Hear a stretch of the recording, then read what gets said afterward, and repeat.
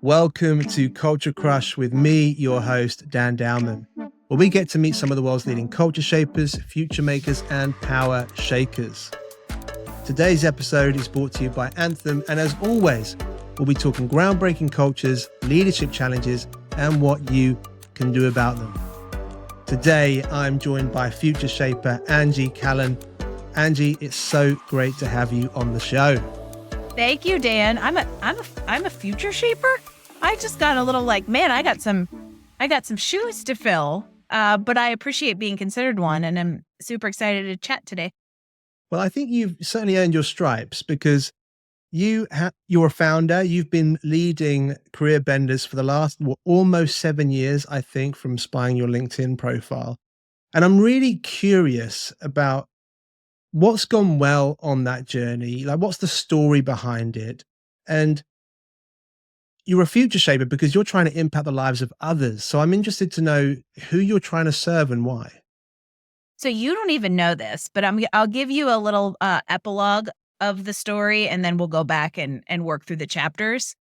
Career Benders came to be through my own, I would say, future shaping and putting me exactly where I now know I should be, but would never have gotten here if circumstances hadn't put me here, which is such a cool thing about figuring out your purpose.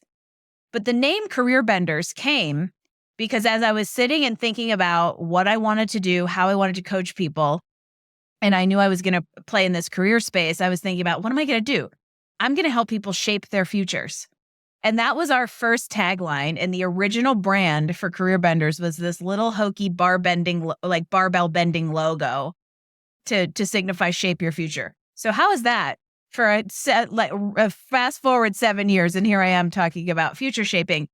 And Career Benders really came out of I would say the culmination of my experience. And again, being at the right place in the right time to kind of start leaning into more purpose-driven work. I started my career as a civil engineer. And in case, listen for 10 more minutes, you'll know why I'm not a civil engineer anymore, because it is just not my personality to work in such a technical environment. And there were aspects of it that I did like, but after 7 years and a recession that tanked the engineering and real estate world, I took that as an opportunity to say, okay, I'm going to go exploring. And I really didn't have a plan, to be honest. And I think that was the first seed that was planted in my future work as a career coach to say, okay, you can make career changes and you can make life changes in a little more tenable way than let's jump off this precipice with no parachute, which is kind of what I did. I took the first job that came along and I went baptism by fire from a global structured engineering environment to a small business owned by a single artist.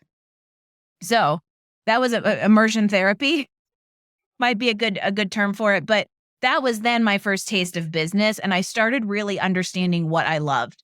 I went from there and I spent 7 years unexpectedly in the nonprofit world, and 4.5 of which I got to be an executive director of an arts center, of all things. That was my claim to fame for a few years. I was the engineer who ran the local arts center. And that all really came together and made me start realizing what my strengths are and things that I was never taught as a teen in high school. They don't teach entrepreneurship in Podunkville, Pennsylvania, here in the States. I don't think they really teach it anywhere. And it wasn't as mainstream as it was now in the late 90s.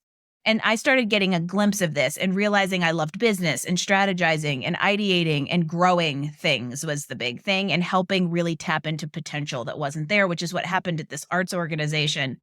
And so it was during my time there, I knew I wanted to own a business, and that moving on from that career step meant moving into my own thing, because I knew more nonprofit leadership wasn't going to do it. And it was time. And in figuring out what kind of business I wanted, there was some practical pieces of kind of like low startup, low overhead, which I knew coaching and consulting was probably going to be the thing. And it's always something I've had a propensity for. I'm the one that people come to for advice and strategy. And so that really all led to the founding of Career Benders at a time when the career specialty of life coaching was really emerging. And that's a wave that I have been really, really fortunate to ride. I think it's so interesting hearing you talk about how career benders sort of emerged from an experiment. Really, you were throwing yourself out into a new world, exiting this engineering world, and there's a phrase, and I can't remember who said it. Maybe you can help me out, but there's a phrase that the obstacle is the way. That the thing that is scary, the thing that is going to challenge you, right? If you do that thing or kind of expose yourself to that risk, doing that is going to reveal the things that need to be revealed. And it seems to me that through your experiment, I'm just going to try this out, put myself out there, expose myself to risk. It started to highlight these or amplify these skills that you already had. And you started going, huh, okay, this could be an actual business. I can make a living out of this. Yeah, and the company has evolved in the last 7 years. It is not nearly what it was then. So I've continued to learn, but growth, to throw back another cliche that's true, is growth doesn't happen in the comfort zone. And it's because we're not challenging ourselves, we're not learning anything new, and we're not figuring out how the puzzle pieces that we've gathered through life should and could come together. I think a lot of times, and one of the things I get on a soapbox about in this world of career coaching and professional development and executive leadership, is we're not always intentional, and we tend to take circumstances, especially in our career, as they come. And a lot of times that can lead to golden handcuffs or the mediocrity of this job's fine and this is what I have to take, instead of stopping and saying, well, what if I could have something better, more intentional, and more curated for me? And a lot of Mm, great things happen if you stop and kind of take that focus. And for me, I'm going to stand here and tell you that that's amazing because I did it without knowing I was doing it. And so now I get to help people through that proactively, because I think one of the most powerful things about coaching is leading something through a journey that you have recently been through because of the empathy and understanding that it brings. But the worst thing that you can do is 10 years from now look back and go, man, what if I'd have tried the thing? And I was very transparent about the fact that I cut the cord. I went full on into this. We are not trust funders. We did not have a year in the bank. My back was up against a wall and I had no choice to make this business work. And I still think to some extent that's why I was successful, because I was willing to do whatever it took to realize this dream, both because I felt compelled and called to do it to give to other people, but also because I felt very intensely that it was what I should be doing to support the finances from our family. I think this is a really great place. If somebody is listening to this episode right now and knows that there's an opportunity or a leap of faith that you're kind of looking at that's coming your way, right? I want to encourage you to take that leap, roll the dice, take the risk, and see what happens.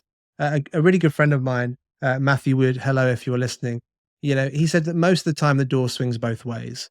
If you start something or you take a leap of faith, very rarely is that a leap off an infinite cliff. Like normally you can go, oh, well, that career experiment didn't work, right? I need to step back and try I'll go something back. else.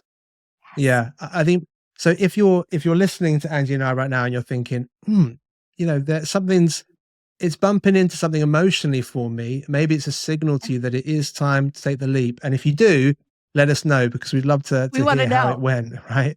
And you Um, probably have signs. So if you're sitting there thinking, yeah, somebody's got to take the leap, there's a very good chance it's you. And there's common themes showing up in your life that you're either intentionally ignoring or not seeing yet, that now you will, because I have, presented that bias to you. But there are signs that present itself that will kind of push you towards the door, right? And I love that you brought up the fact, Dan, that you can always go back to the thing you are doing now if the thing you want or think you want to do ends up not being the right fit. But what you cannot do is, what is that book, Five Regrets of the Dying? Is at that point, try the thing that you always wished you had done.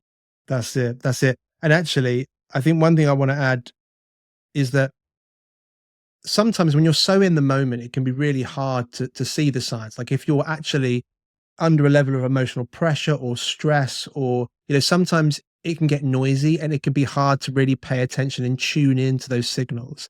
And I want to encourage you to go and find a friend. It doesn't have to be loads of friends, but one or two people, and ask them, what can you see that I'm not seeing?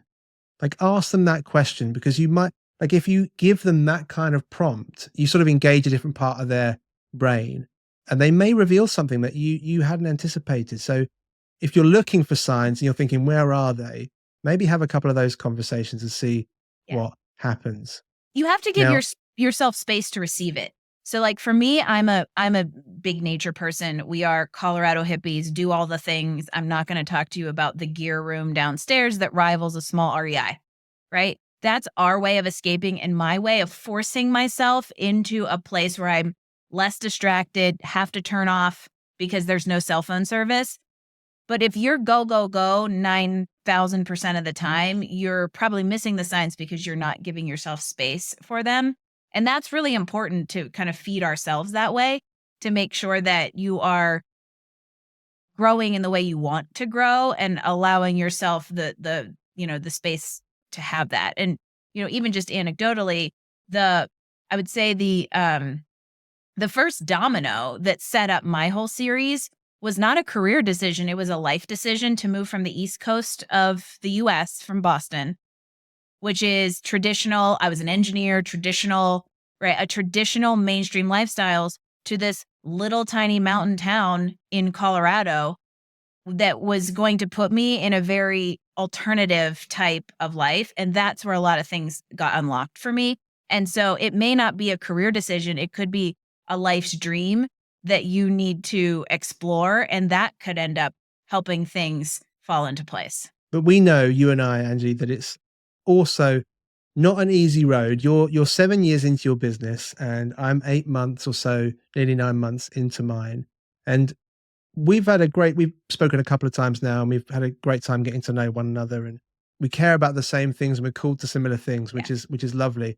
And you gave me a great piece of advice last time out, because I think I said, it's difficult to see how where the business resilience is going to come from, and where the kind of the regular money is going to come from. And it's exciting, and there are green shoots, and I'm getting opportunities, but it all feels a bit unstable.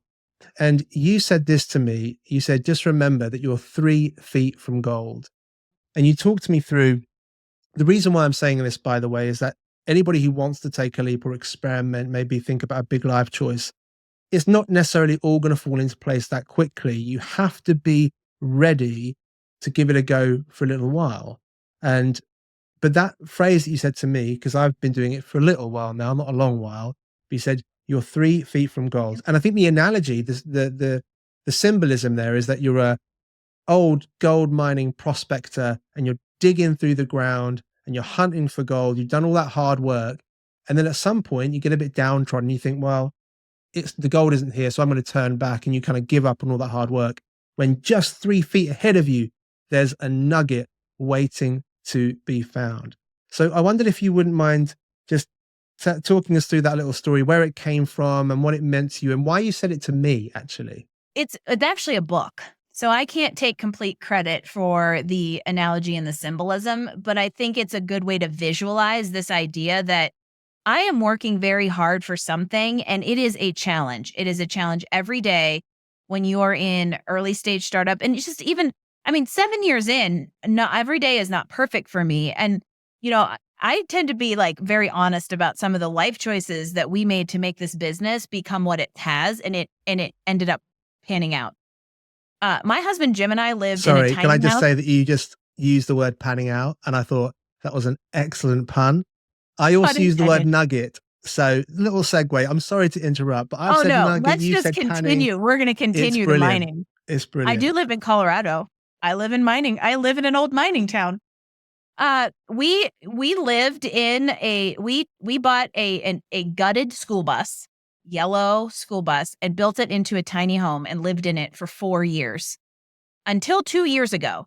In order to cut our living expenses, it was also a creative housing solution for some challenging situations around here. It kept our expenses so low that we could afford to make less money. I could put more back into the business to grow it. And so we essentially bended our lifestyle in order to make this business work. When I first started up, I still remember the month of October of 2018. My business was about the same age as yours, Dan. So just envision this. We had bought the bus. We had 28 days to move out of an apartment that had been pulled out from under us. And I remember, okay, I signed a $900 client. We can buy the composting toilet. I signed another $900 client. We can go buy insulation. And so this is how it worked for a month. And we ate root vegetables out of a 5-gallon bucket that we harvested from the garden on the property we lived in. And every once in a while I'd buy some meat and mix it in. And we grinded for 28 days on meat and homegrown vegetables, with every ounce of money coming in, going into this tiny house that we knew was going to give us future financial freedom. Newsflash, 2 years ago, we bought a home, which is a dream I have wanted for 42 years. And this business made it a reality, which is also why I get very, very fired up about the power entrepreneurship has. And if I had given up when I got sick of eating meat and potatoes out of a 5-gallon bucket, who would have known that, yes, it was 5 years later, but I was 3 feet from gold and realizing this dream. And so there is an element of having faith and trust in what you have and what you're building, and that the traction will come, but it is very much a mindset in order to get through the ups and downs that come even 7 years in. 2 years ago, I had too much payroll. I had a bloated team. And it put the business in a tough financial spot, and I had to make hard decisions to undo that and get us back to a lean position. So it's not all roses even after you found the first gold nugget. However, what you don't want to do is give up on something you feel really convicted to do when success is an inch away. Whilst you were talking, this reflects something you said earlier in our conversation about the urgency that you experienced, and that the fact that your business was probably successful in large parts of the fact that there was a real urgency for it to be successful. And so you had to do whatever it took. And some of the sacrifices you've just talked us through that's big deal stuff, like bending your life and the way that you are existing with your husband to make this stuff work, I think is really, really powerful. And sort of building on some of the themes that we've already naturally picked up during our conversation. If you're someone who's going to take a leap and you've got a pair of golden handcuffs, right? Like it's too difficult to step away because how are you going to pay the bills? Maybe there's another way you can gamify or challenge yourself, right? Moving forward, maybe it is to say, right, I'm going to take a pay cut of 1 day a week, right? Just so I can focus on my passion project for 1 day a week. Or maybe you could say, I'm going to siphon off a large chunk of my money every month. And I'm going to say to my parents, take this and look after it for me, because I'm going to start living my life as if I don't have access to all of that stuff. And so maybe you can just put some hard barriers in place. Then obviously if you tell your parents I really need it, they'll probably give it back, right? But try and see if they can keep you accountable and start making some framing choices that make your life more difficult for a bit. I don't know. I'm sort of a freewheeling here off the top of my head, but maybe you and I are in a little echo chamber together, Dan. Yeah. Because here's one of my things. I fully believe you can have a thriving career or business and an amazing life on your terms. And when I was coming up with that phrase, something kept hitting for me, and it was very tempting to say no trade-offs. That you can have an amazing career or business and an amazing life with no trade-offs. But ultimately, that isn't true. However, you have the choice in what trade-offs you take, because if you want change, something has to change. And that is the very difficult thing. And I'm not saying you got to live in a 225 square foot bus with your husband, who thank God was willing to do it, and your 2 big dogs, and then the cat you found while you were on a road trip. It was a freaking zoo, and it was not easy. Luckily, I married somebody who completely supports my entrepreneurial whims, thank God, because otherwise things would be a little challenging around here. You also don't have to cut the cord and go all in. And there's ways to mitigate risk, but also respect the fact that you have, we can say the word dreams, all right? It seems woo-woo, but at the same time, you can take a step. You can put one toe in the water through some of the things like you mentioned to set yourself up for a mitigated, a scenario where it mitigates risk, but also giving yourself flexibility and choice. Because the worst thing that you can do is give yourself a checklist of 27 items that you must have to make change, because I can guarantee you at least one of them ain't going to be viable. And it probably isn't that important if you're really willing to look at your priorities. This is such a fun conversation, and unfortunately, I'm having ideas about other conversations that you and I should have on Uh-oh. camera, Okay. which is an exciting energy to be experiencing. But there's a couple other things that we're going to talk about Okay. for Culture Crush. The first is your Culture Crush, and then we're going to talk about a leadership challenge and what people can do about it. Um, but before we do that, let me just say that if you are listening to our conversation today and you're excited, scared, inspired, get in touch because Angie and I would love to hear from you. And it would be so fun for us to find someone who come on Culture Crush and do an episode with us together, kind of following up from this conversation. That's an awesome So idea. let's see what happens. But for now, let's talk about your culture crush. Could be a business, could be a person, but tell us who your culture crush is and why. It's Marie Forleo, which seems a little, I don't know, here in the US, she is definitely like, now she's like a very, very household name, but I have followed her probably for 10 plus years because she was a very I'm going to say early to market, for lack of a better term, life and business coach. And I love her, one, because she's been able to build a platform and almost build this profession in a way that probably made space for more of us to come into it. But I love that she also brings her unique style to her brand. She's a former dancer. She's also, struggle bust through being a server in New York in order to like figure out how to bankroll this business. She took a leap of faith. She also happens to be married to this guy that's on Law and Order. So now she's kind of like quasi like stardom. But even before that, I really admired her. And one day I had somebody tell me like, you're like a little Marie Forleo, and my day was made. I was like, done. She's the most fabulous hair that I can only aspire to have because I can't use that much product. But I like everything that she's about. And the message that she sends is very similar to what we're talking about, in that you can have a life and business that you love. And it's funny that sometimes as I try to figure out my perspective, I'm like, no, I can't have that perspective. It's too close to hers. But as I revisit and I revisit, I think that's one reason I gravitate towards her, is because culturally, I really believe in what she's doing because it is adjacent to how I think people can live. And we live in a time and place where you all deserve it. And that's what all of us are out here doing, is trying to show people that we have more choice now than we ever had. So that's my culture crush and why. No, I love that. And I love the fact that you've highlighted that she was a trailblazer for people with similar passions like yourself, and the fact that she carved a niche that other people could then step into. You could then you could sort of swim in the wake of what she'd built. And I see that reflected in what you're doing now. Lots of the services you're delivering for other people, the way you're trying to serve other people, is coming from your life experience and coming from that sense of wake that follows you. So I think there's a lovely symmetry there, a lovely, what's the word I'm looking for? There's a lovely sort of mirror to your own story in that.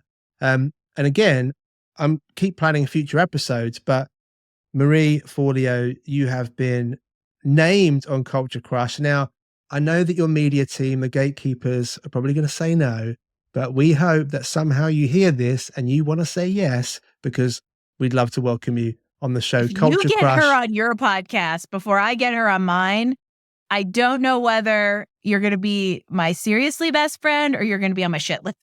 Well, hopefully it'll be a nice problem to have, and hopefully we won't have to wait too long to find out. But we'll I see. hope it's a nice problem to have. Marie, it'd be great to hear from you. Invites out there. We'd love to team up and interview you together. So you're on for another 2 episodes of Culture Crush now, Angie. Yeah, You're really newsflash. racking them up. Apparently, I'm a regular around here now. You are now. It's happened. So one of the things that we love to do on the show is talk about real challenges, leadership challenges that are happening in the world of culture at the moment, organizational culture, leadership, things like that. And I know that you've been giving some thought, and I think it comes out of some recent experience, but you've been giving some thought to a leadership challenge that's very current right now. And I know that you've also been thinking about what leaders can do to respond to that challenge. So why don't you take those 2 points together leadership challenge and what people could do about it. I love talking about this because my perspective on this is super fresh and newer than it would have been literally 9 days ago. So I recently went to a speaking gig at a conference in Nashville, Tennessee, and it was, long story short, for a group of content and technology companies, and specifically, I was speaking to their marketing leaders.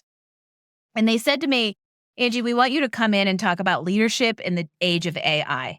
And I know we're all sick of talking about AI, but it's also creating continual issues the longer it stays around.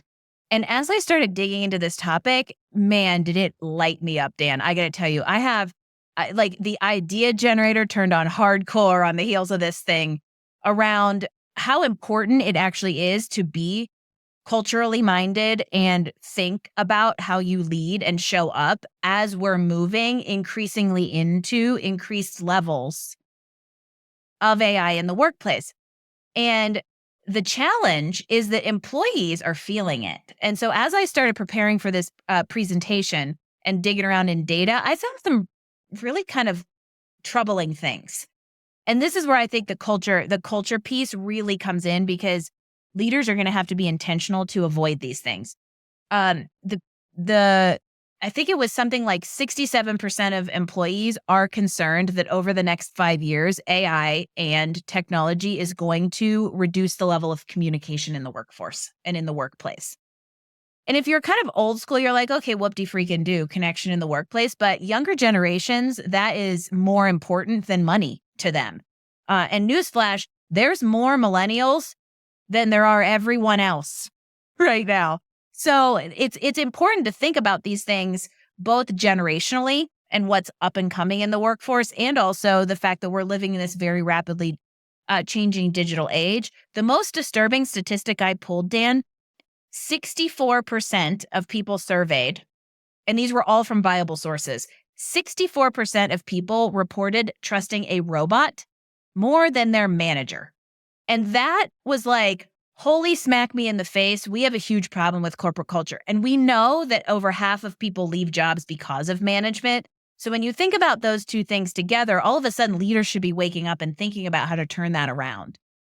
And that to me is the problem right now, right? We are a disconnected, technology influenced or technology impacted workforce. And there's a disconnect between employees and leadership when it comes to bridging that gap and creating the connectedness that clearly employees want. That's the problem. And guess what? There's a one-word solution to it.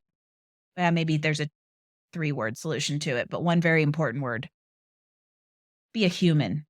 And this is essentially what I talked all about, was the idea of understanding who you are as a leader naturally and authentically, so that you can show up in that way instead of trying to be someone you're not, because that isn't going to hit. It's going to exhaust you. And that's not necessarily how culture is going to build. But if you are able to be vulnerable and be the human who shows up leading humans, that's the root. That's the foundation of all good culture, if you're willing to go there. You know, one of the things that we talk about at Anthem quite a lot is we have this model of collective fluency, which talks about intentions, actions, and outcomes. And I think that fits very comfortably with what you're saying, because being a human is getting so lost and constricted by pace, by productivity pressure, by the pace of possible communication. Like, all these things are, as we seek to optimize and work harder and work faster and work smarter, our human contact is becoming less and less and less. I can tell you want to say something. Let's We are go. more disconnected now than ever. There is the illusion of connectedness because of technology. And it's fantastic for that you and I are literally halfway across the world from each other having this conversation, and we would not have met without it. However, it doesn't replace real human interaction and real human connection. It's almost like we need a different word for digital connection versus human connection. And that's I think where we get tripped up, is we're using all these enablement tools to communicate faster, but that's not the same as connecting better. Ooh, I like that line. That's great. That's great. And I think for me, where those statistics that you shared with us, the 67% concerned about dwindling communication, 64% would trust a robot more than their boss. They are both outcomes of what's happening in the workplace at the moment, both very negative and worrying outcomes. And the thing is, they are indicators of certain behaviors, the way that a company treats those person, the way that a company prioritizes things like efficiency and productivity. And so this is where the model comes into play: intention, action, outcome, where leaders need to ask themselves, okay, if I don't want statistics like the ones I've just written down, right? If I don't want those outcomes, what outcomes do I want? And you begin to think through, okay, so what is my intention here? To be more human, to have better connections. Okay, if that's my intention, then what is my associated action? What are the things that I'm going to do? And it could be, look, it could be as simple as, start taking a team member out for coffee every day and maybe just rotate through them and have a human conversation with them. Or it might be that you think, well, we want to do a really seriously deep cultural intervention. So you might want to launch a new feedback framework. Who knows? But you've got to think first, like, if my intention is to be human or to build human connection, then what are the actions that go with that? And then what are the outcomes that I hope to achieve or see on the back of that process? So I'd encourage anybody, if you're thinking about being more human, maybe start to think about, okay, what's my intention? What's the action that connects with that? And then what's the outcome that I'm aiming for on the back of that? It's such a fascinating topic. And like you said, some really sort of alarming statistics. And it speaks to actually some of the other episodes I've done recently. This theme has kept coming back about the workforce changing and that businesses are being squeezed from one end of the spectrum by the millennial workforce and different expectations coming into the workplace, lots of distrust and concern around things like communication. And at the same time, there's this tectonic shift happening around businesses, around how the world is engaging and what people's cultural expectations are. And so leaders have to work really hard and will think really quickly about how they're going to get ahead of these changes, right? Absolutely. I think that it's leadership, the leadership levels is where, and I'm going to actually call this like your middle, right? So like the people leaders, maybe not the executive leaders, are where I believe they're going to feel that the most, and also where I believe we can triage this the most, because they have the most direct interaction and ability to impact the other humans in the environment. So mid-tier leaders, that's where this great empowerment can happen, and that's where people can really lead the conversation. And we've got this really interesting challenge around technology and how that's affecting the workplace and people becoming disconnected from their humanity. So we've got a couple of pieces of the puzzle here. Thinking really practically then, because we love to give people really practical places where they can start and take action as soon as this episode finishes. Where, if you could distill it down into one thing that you want people to really connect with and do, what would that action be and why? I actually, am I allowed to have, I'm going to cheat and do 2 parts, because the 3-part framework you have, I think, is integral to what I'm about to say. And we have brought the word intention into this conversation multiple times in 2 really big ways. Being intentional about who you are and want to be in life and leadership, and then also applying that to the environment where you are. And so to me, it really rooting yourself into an intentional discovery around who am I and how do I show up in life and leadership, and how does that translate into creating a human environment in my team is again, that seems high level, but it's very simple if you root that in strengths, in your natural personality, and then knowing your intention for your own growth. A lot of things will come together. If you need a very practical, easy place to start, identify your core values. Because one thing that we've noticed on No More Mondays is values really underpin a lot of satisfaction in the career workspace. And so if you know yours, now you can work intentionally around those. That is one element of how you show up. So if you need just a simple place to start, I can even, if you would like, Dan, provide a little freebie here of how to explore and how to identify your core values. So we can add it to the show notes if you want. But that's where I would start. So it's a little bit of a top down of being intentional about who you are in life and who you are in a leader, starting with rooting that in your strengths and your values and discovering and identifying those first, then helps you funnel back up.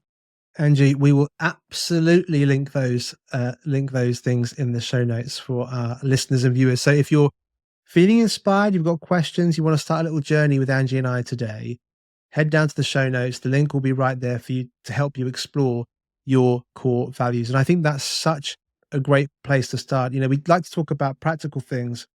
I think sometimes people can feel that the subject of values is quite abstract and distant and ethereal.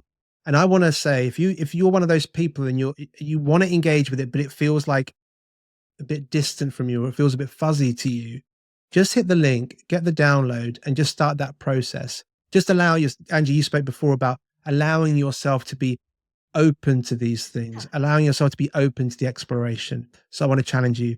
If you're feeling a bit like that, go to the show notes, get the download, and just start that journey. And I am a former engineer, so the way I approach it is actually pretty algorithmic. So we'll make it a little less daunting, overwhelming, or whatever other word you want to throw at it. But it's worth it. It's really worth it. It will tell you a lot about yourself. That's it. And of course, Angie or I would love to hear from you. If you've got any feedback, questions, ideas, do reach out to us, because I'm sure we'd both be happy to have a conversation. Absolutely. Angie, I hate to say it, but we are coming into the end of our time together. And it's such a shame, because it's been such a great conversation, such good food for the soul. And as you're aware, I hope you've been making notes, because I've basically signed you up for another 3 or 4 episodes already. But thank you so much for taking some time for Culture Crush. And let's make sure that we speak again soon. Thank you so much, Dan. This has been one of my favorite recorded conversations, I have to say. And I think it's because of that. Soul is exactly the right word. And I think that this is maybe the start of many to come. So I look forward to next time. And thanks again for having me. And that's a wrap for today's episode of Culture Crush. If you've enjoyed your time with us, please like and subscribe wherever you're listening from. And if you're a Culture First leader, be sure to visit anthem.oo, because we've got lots in common. See you next time.